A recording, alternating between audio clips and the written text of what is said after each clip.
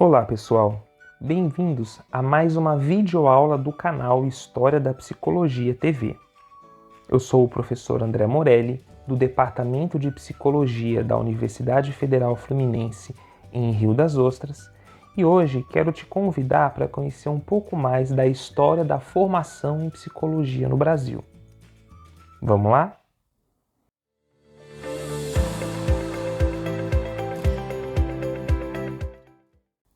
Atualmente, a formação em psicologia no Brasil ela é gerida pelas Diretrizes Curriculares Nacionais para os cursos de graduação em psicologia de 2004, mas está acontecendo uma revisão delas e pode ser que, eventualmente, no futuro, um novo grupo de diretrizes apareça para nós. Nessas diretrizes, os cursos de psicologia eles são baseados não na determinação de quais disciplinas são obrigatórias, mas sim a ideia de você articular um curso que desenvolva conhecimentos, habilidades e competências em torno de um grupo de eixos estruturantes, que são 6: fundamentos epistemológicos históricos, fundamentos teórico-metodológicos, procedimentos para investigação científica e prática profissional, fenômenos e processos psicológicos, interfaces com campos afins do conhecimento e práticas profissionais, visando aí o desenvolvimento de competências e habilidades gerais. Contudo, nem sempre as coisas foram assim. Lá no começo do século XX, você não tinha nenhum tipo de determinação legal ou uma organização formal que instituísse o que realmente seria a formação em psicologia e nem mesmo uma ideia de psicologia. Então a questão vem a ser, se não tinha nenhum tipo de questão formal ou lei, o que era então ser psicólogo lá no começo do século XX no Brasil? Essa pergunta não é tão fácil assim, porque na verdade o que nós tínhamos eram pessoas que viajavam para a Europa e em menor quantidade para os Estados Unidos e estudavam alguma forma de psicologia que existia nesses outros países e traziam elas para o Brasil, instituindo ali um trabalho em algum laboratório, ou atuando em alguma clínica, trabalhando em alguma empresa, se colocando em alguma escola, em formatos diferentes da psicologia, em tipos diferentes de psicologias que às vezes se parecem muito com a psicologia contemporânea em alguns casos, e em outras vezes parece que não tem nada a ver com a psicologia que a gente tem hoje em dia. E assim, essas pessoas traziam essa psicologia, ou no máximo conseguiam comprar livros e materiais sobre psicologia, muitas vezes só com materiais em francês, e estudavam por conta própria e aprendiam alguma coisa da psicologia e se dedicavam ao estudo e ao desenvolvimento de uma psicologia. E assim elas iam se colocando em espaços na saúde, espaços no trabalho, praticando psicometria, praticando testagem psicológica, pensando em termos de avaliação, pensando em termos de seleção, às vezes pensando em ajustamento, entre outros. E aqui nós temos 2 exemplos desse caso. Temos o Manuel Bonfim, ele era um médico de formação, um intelectual muito interessante, e ele trouxe da França os estudos que ele aprendeu com o próprio Alfred Binet, que foi o inventor da escala Binet-Simon, que é o primeiro teste de inteligência amplamente bem sucedido da história da psicologia. E ele trouxe o modelo que o Binet havia desenvolvido na França para tentar aplicar com as crianças brasileiras em uma instituição chamada Pedagogium, que ficava lá no Rio de Janeiro. Um outro exemplo é o Lourenço Filho, que é um psicólogo paulista com formação na área do direito, e ele estudou psicologia por conta própria, procurou conhecer mais a psicologia, depois ele viajou, foi complementando os seus estudos e implementou ali trabalhos no Ceará, trabalhos no Rio de Janeiro, trabalhos em São Paulo, nesse caso bastante ligados ali à educação. Então os psicólogos eles iam se interessando, pessoas de outras formações iam se interessando pela psicologia e iam se colocando.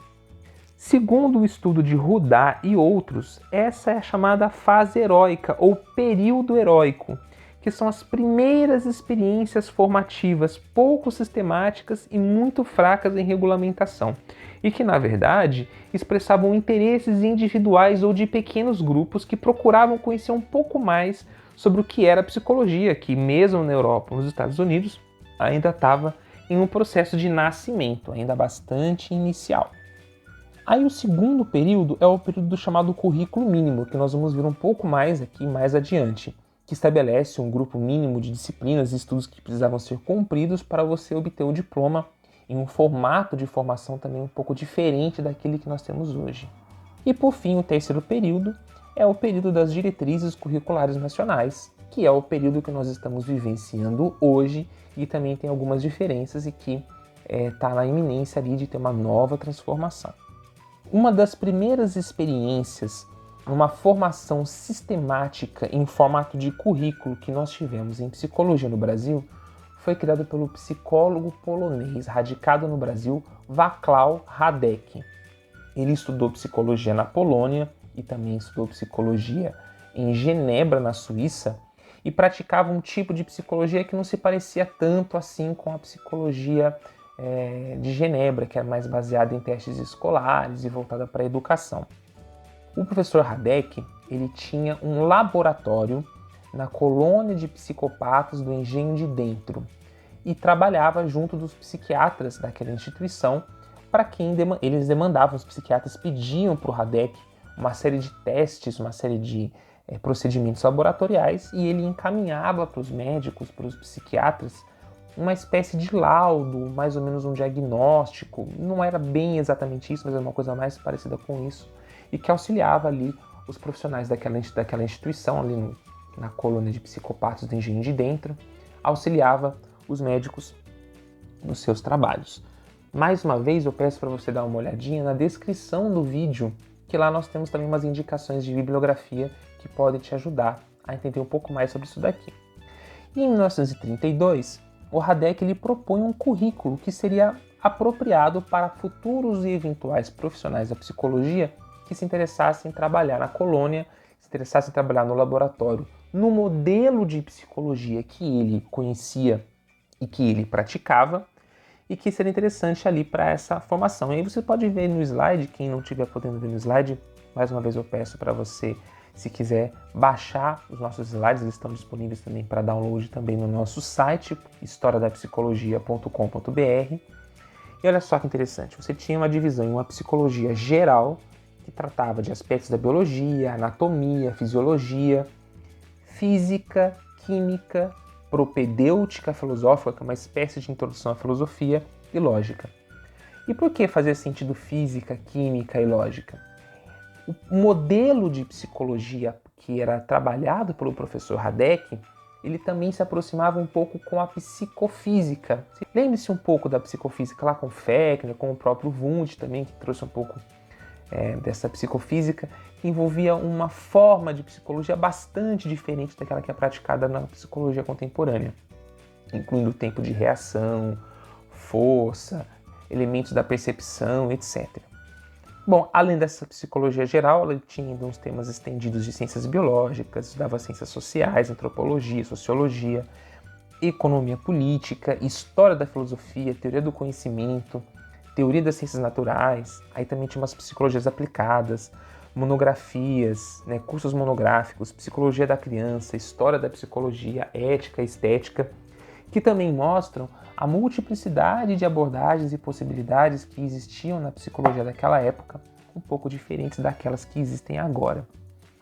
Um pouco mais adiante, temos também um outro currículo que também foi desenvolvido pelo professor Jaime Grabois, ou, se fôssemos pensar, isso aqui é um francês, Jaime Grabois, de 1940, que se coloca também uma outra vertente um pouco diferente de formação em psicologia. No caso do professor Radek, pouca gente fez os estudos dele, não foi assim muito comum, mas no caso do professor Jaime Grabois, ou Jaime Grabois, teve bastante gente que trabalhou com a psicologia dele, e é uma psicologia também voltada para a psicotécnica. Vou dar uma olhadinha aqui então no nosso slide, um resumo, e tem outras coisas, tá? É bastante complicado aqui, do aquilo que o professor Jaime achava que eram importantes serem tratados em um curso de psicologia. Olha só, orientação e seleção profissional, organização racional do trabalho, professiografia, que é o estudo das profissões. Aí, nessa parte a gente pode observar que ele tinha um olhar para uma psicologia aplicada ao mundo do trabalho, para fazer ajustamento, para fazer seleção, para fazer orientação profissional, etc. Nós temos também uma psicologia aplicada. Eu não sei o que isso realmente quer dizer. Seria muito interessante se nós tivéssemos um estudo baseados em cima do que realmente acontecia nos cursos do professor Jaime Grabois. Psicotécnica, diferenças individuais e aptidões, grandes funções psíquicas, biotipologismo e suas críticas, que é sobre aptidões, desenvolvimento psíquico, modalidades e formas diferentes do estudo da inteligência, aparelho de psicologia, laboratório psicotécnico, história da psicotécnica, ou seja, é uma formação em psicologia voltada para pensamento sobre aptidões, inteligência e uma aplicação psicotécnica que colocava ali o profissional da psicologia como uma espécie de técnico que trabalhava competências, habilidades, aptidões, uma outra forma de psicologia. Esses aqui são dois exemplos do Jaime, do professor Jaime Grabois e do professor Vaclav Haddad. Ainda existiam outros em outros lugares do Brasil. A gente vai deixando para você também aqui embaixo na descrição outros estudos que indicam outras formas de psicologia. Nos anos 50, surgem as primeiras propostas e vertentes pensando em uma formação mais sistemática e ampla da psicologia e que também refletisse qual seria o lugar da psicologia na sociedade ou mesmo no mercado de trabalho, ou seja, que tipo de coisa o psicólogo precisava saber e em que ele poderia trabalhar, em que ele poderia contribuir de alguma forma. E nós temos aqui 3 modelos. O nosso textinho, que também está aqui na descrição, vocês podem dar uma olhadinha, eu recomendo a leitura. Nós temos aqui 3 modelos pensando ali uma proposta de um currículo mínimo, ou seja, a primeira proposta de sistematização mais geral imaginava a necessidade de você colocar uma lista de disciplinas, uma lista de cursos ou um outro formato da instituição universitária da época que fosse obrigatório, e aí você também poderia acrescentar com outros estudos de outros tipos e etc., para a formação complementar de uma profissão de psicologia, né? E o professor Miri Lopes, que é um psicólogo cubano, mas que estudou a maior parte da vida dele na Espanha e também viveu no Brasil por muito tempo, ele trabalhava no Instituto de Seleção e Orientação Profissional, também trabalhou em outros lugares, e defendia a vertente psicotécnica, um pouco mais parecida com aquela do Jaime Grabois, mas também não era exatamente a mesma, uma outra forma. O professor Miri Lopes, ele fez muita coisa no Brasil, ele trabalhou em muitas coisas, ele contribuiu muito para a psicologia brasileira.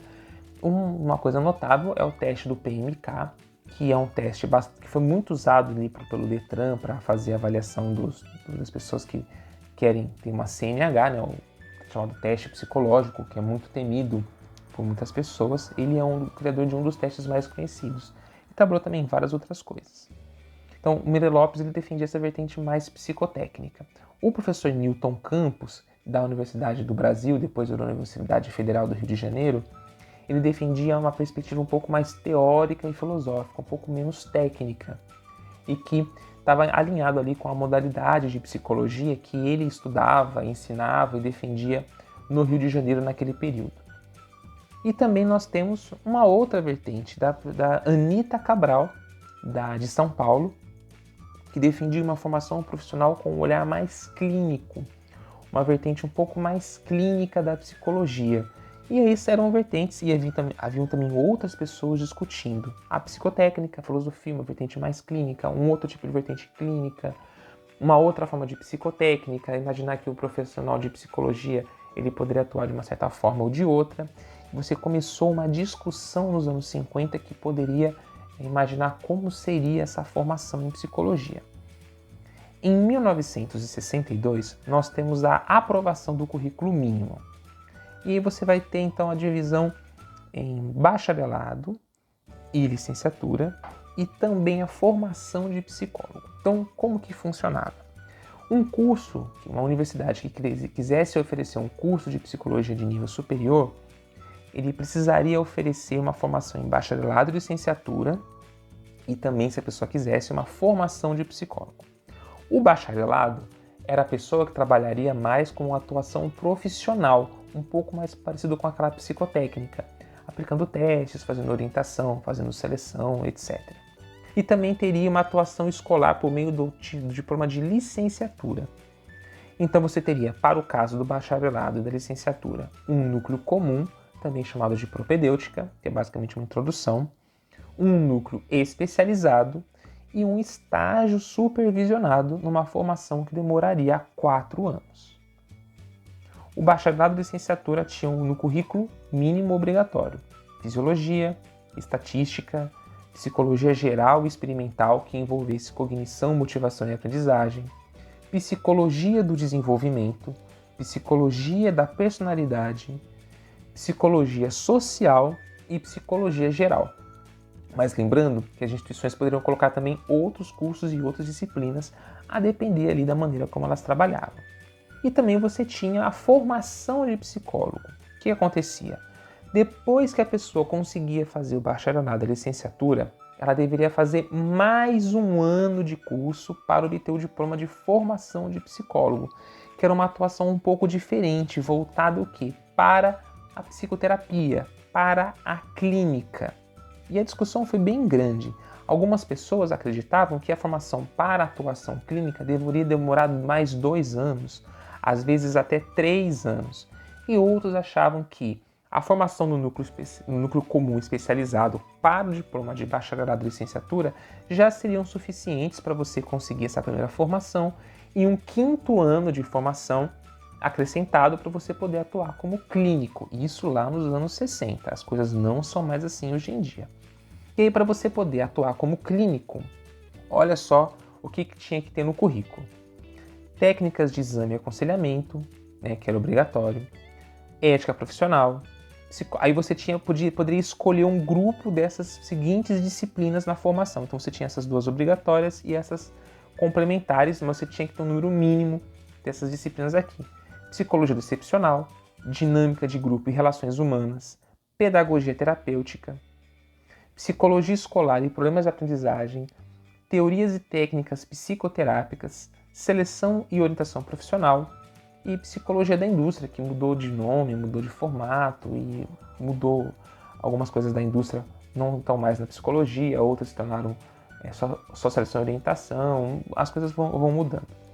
Mas é interessante observar que vários dos livros de psicologia, alguns deles ainda usados no Brasil, eles refletem esse currículo, porque foram criados pensando em vender materiais para professores e alunos, e depois, é claro, para os profissionais, que refletissem de alguma forma essa organização curricular, já que ela era obrigatória e todos os profissionais que quisessem atuação legal como psicólogo deveriam passar por ela. Bom, o currículo mínimo ele foi aprovado ali ele foi aprovado no Brasil, né?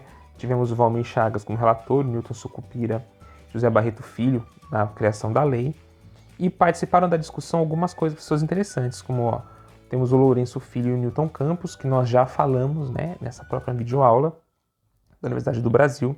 Tivemos a Carolina Matuschelli Bori, da Universidade de São Paulo, que é uma das primeiras pessoas a trabalhar com a psicologia do comportamento no Brasil. Tivemos também na discussão o padre Antônio Benco, da PUC do Rio de Janeiro, que foi o primeiro curso de psicologia no Brasil, e o próprio padre Antônio Benco, ele foi muito importante na criação de cursos de psicologia no Brasil, é um nome muito relevante para isso, porque ele propôs vários currículos, ele era uma pessoa envolvida na formação, ele é uma pessoa muito interessante. E também tivemos o Pedro Parafita Bessa, da Universidade de Minas Gerais, que depois se tornou a Universidade Federal de Minas Gerais.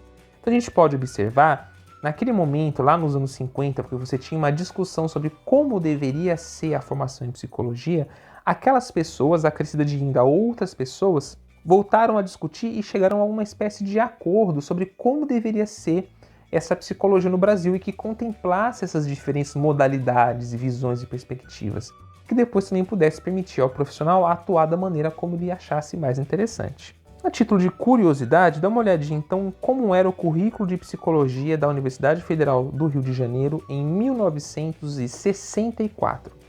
Você começava com a psicologia geral, matemática, psicologia geral experimental, desenvolvimento, metodologia e planejamento experimental. Você tinha 2 anos de estatística, mais psicologia geral experimental. Também tinha psicometria, psicologia social, psicopatologia. Tá aí na sua tela para você dar uma olhadinha. E aí no 5º ano, para você conseguir o diploma de psicólogo, lembra que você podia pegar o bacharelado e licenciatura para atuar na escola e como uma espécie de psicologia dos testes, uma psicologia mais técnica, e no quinto ano você obtinha o título de psicólogo para atuar na clínica. Aí no caso do currículo da UFRJ de 64, incluía técnica de exame e acompanhamento psicológico, dinâmica de grupo e relações humanas, psicologia escolar e problemas de aprendizagem, teorias e técnicas psicoterápicas e a psicologia da indústria. E ainda por cima você tinha que fazer um exercício do magistério na área da saúde, tinha um currículo adicional separado que você também tinha que cumprir e também um estágio supervisionado também que era obrigatório. E também aí, a título de curiosidade, temos o curso de psicologia da PUC do Rio Grande do Sul, de 1967. Dá uma olhadinha aí na sua tela, o que eles trabalhavam.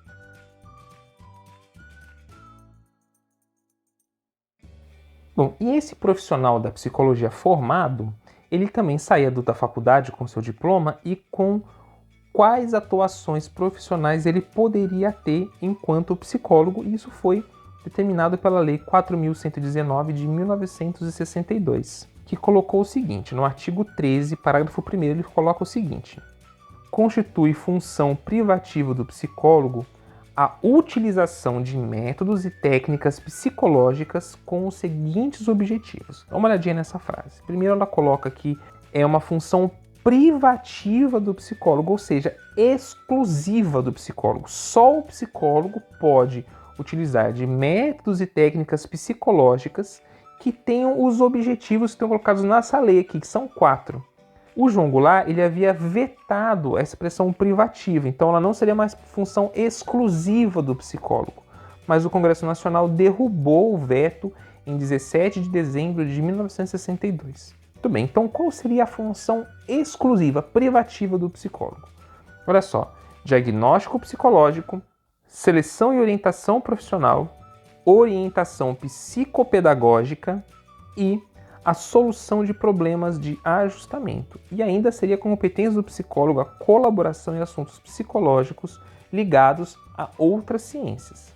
Ou seja, o psicólogo ele poderia emitir diagnóstico, fazer seleção e orientação psicopedagógica e se envolver em problemas de ajustamento. Então observe que essa lei coloca qual é o lugar da psicologia na sociedade. Ela coloca assim, o profissional da psicologia ele serve para quê? Qual é o lugar? Para que serve esse profissional? O que ele faz? Bom, ele emite diagnóstico, ele orienta e seleciona e ele resolve problema de ajustamento. Então é uma perspectiva de psicologia muito voltada para ajustar, selecionar e orientar. É uma psicologia com uma função bastante normatizante. É uma psicologia que está pensada em pegar pessoas que estão desajustadas, desorientadas ou com algum tipo de problema psicológico e oferecer para elas um diagnóstico, um ajustamento ou uma orientação. Então é um lugar da psicologia de classificação, de organização e de ajuste das pessoas que estivessem ali com um profissional da psicologia. Esse modelo da psicologia ele foi dominante por muito tempo, os anos 60 inteiros, os anos 70, os anos 80 e também uma boa parte dos anos 90. Só que esse período do currículo mínimo, ele também teve seus problemas. Olha só alguns deles. A tradição clínica ela acabou se tornando central para a psicologia e também se tornou o desejo maior dos estudantes de psicologia, que tinha uma visão muito elitista. Ou seja, um profissional de psicologia era um profissional caro, ele oferecia ou ofereceria basicamente terapia ou psicoterapia com algum diagnóstico, ou trabalharia na seleção e orientação profissional, né, nas indústrias, e por muitos anos você teve muitas vagas nas empresas. Hoje tem bem menos vagas em empresas do que havia antigamente. Então, criou-se uma perspectiva de que o psicólogo serve para quê? Para oferecer terapia. É para isso que o psicólogo acabou servindo. E é com essa imagem que se desenvolveu a psicologia. Ou no máximo você teria um psicólogo atuando ali numa empresa, dentro de seleção e orientação profissional, fazendo dinâmica de grupo, aplicando testagem e escolhendo pessoas que trabalhariam na antiga ideia de a pessoa certa para o lugar certo. Mas as coisas não são mais assim. Também esse formato do currículo mínimo, ele colocava a pesquisa de forma muito lenta.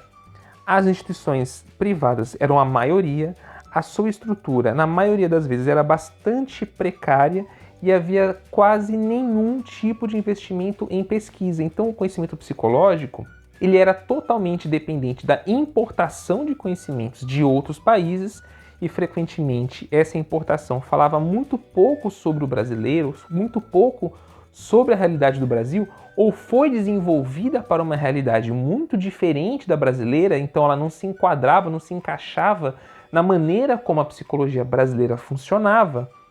Então você não tinha um desenvolvimento, era uma psicologia às vezes muito diferente, parecia ela não falava de nós, ela não conseguia nos chegar, ela é uma psicologia então elitista e que pouco falava do brasileiro.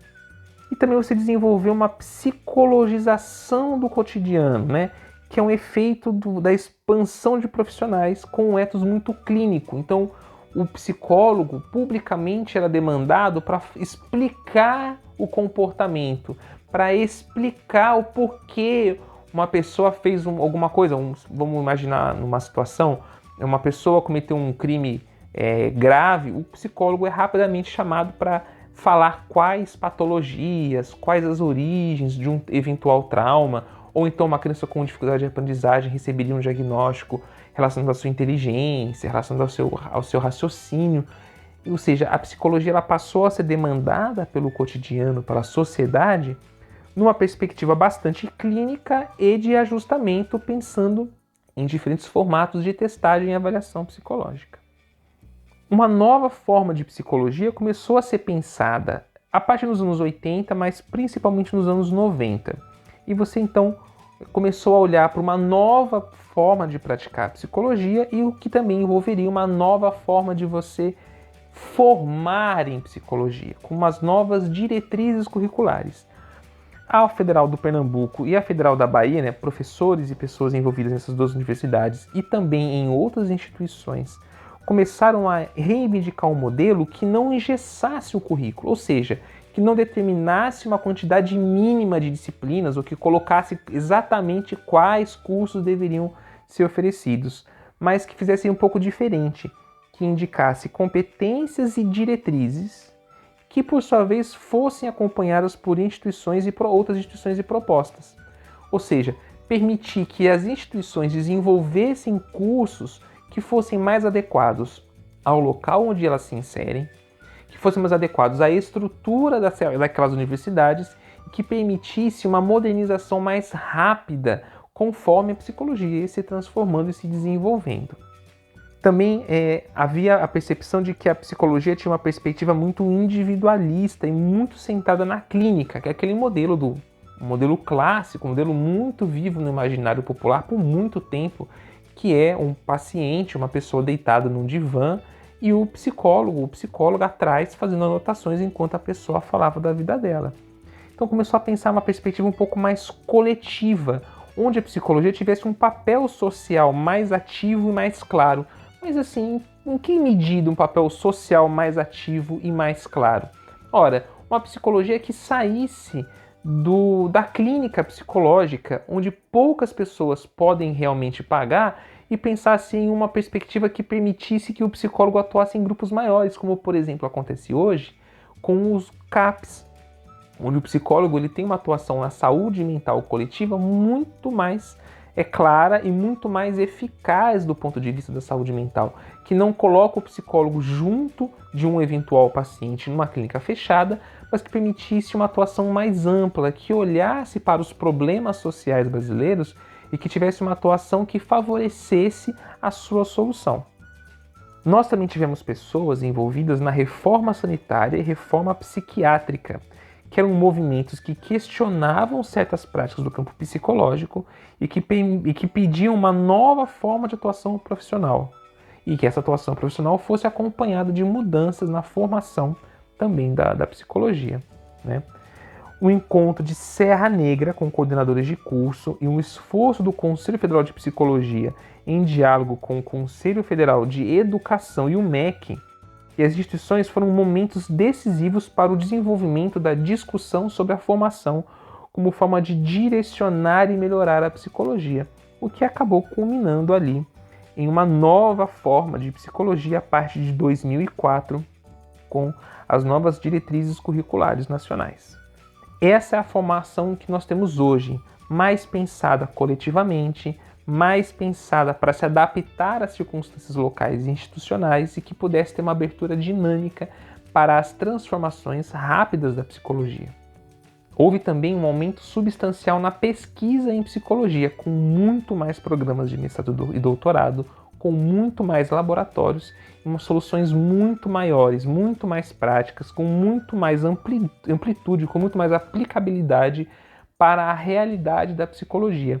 Então, nesse momento, houve uma transformação profunda e importante da psicologia que está refletida na maneira como essa formação acontece. Está passando aí na sua tela uma tabela, um quadro que mostra anos, documentos, a origem do documento e quais são os elementos que estão disponíveis naquele documento que mostram esse processo de desenvolvimento e transformação da psicologia desde os anos 60 até os anos 2000, nessa nova formação que é a formação que nós temos hoje. Bem, pessoal, o que nós podemos tirar em relação a toda essa história? Nós podemos compreender que a formação em psicologia e a maneira como os cursos e a própria formação em geral em psicologia ela se constitui, ela reflete três elementos. Em primeiro lugar, as disputas sobre o campo psicológico, o que vai ter influência direta na maneira como a organização da profissão vai se dar. Mas o que eu quero dizer com disputa sobre o campo psicológico? Bem, a questão é a seguinte: as aplicações práticas da psicologia elas acabam resultando em formas de poder, em formas de recursos, em formas de dinheiro, em formas de influência social. E é claro que, onde existe poder, influência e dinheiro, existem certas disputas de pessoas que querem exercer esse poder. Então a psicologia ela vai acabar refletindo a maneira como essas disputas se arranjam. E algumas vezes a psicologia ganha, outras vezes a psicologia ela acaba perdendo disputas aí com outros tipos de profissionais, ou mesmo outros tipos de saberes. A formação também vai refletir visões da psicologia. A gente pode observar que ao longo da história, várias maneiras de pensar o que seria a psicologia e suas perspectivas de aplicação, elas foram variáveis. E em cada momento, essa maneira de você ver a psicologia também refletiu na formação. Ora, o mesmo vale para o hoje. A maneira como a psicologia é organizada em sua formação, ela reflete visões que nós temos hoje da psicologia. Então eu convido você a pensar um pouquinho sobre isso. Quais são as visões que a psicologia tem nos dias contemporâneos? Uma outra questão importante é compreender que essa formação, ela reflete o lugar da psicologia na sociedade.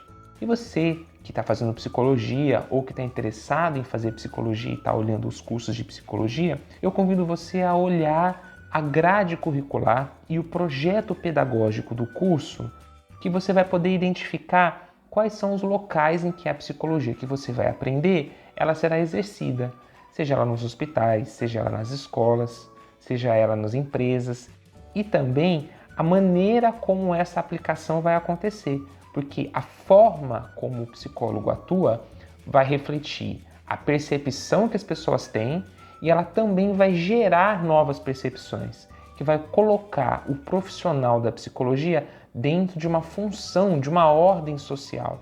E é claro que isso vai ter tudo a ver com a atuação de cada profissional. Então fica aí o convite final. Qual é a psicologia que você vai praticar? Bem, pessoal, espero que vocês tenham gostado da nossa videoaula. Não se esqueçam de curtir o vídeo, se inscrever no canal, acionar o sininho de notificações, conhecer os outros conteúdos do canal, também dá uma olhadinha na descrição, nós temos ali várias referências, inclusive referências para a nossa enciclopédia, a WikiHP, Enciclopédia Eletrônica de História da Psicologia, e que vai ajudar você a compreender um pouco mais esse assunto.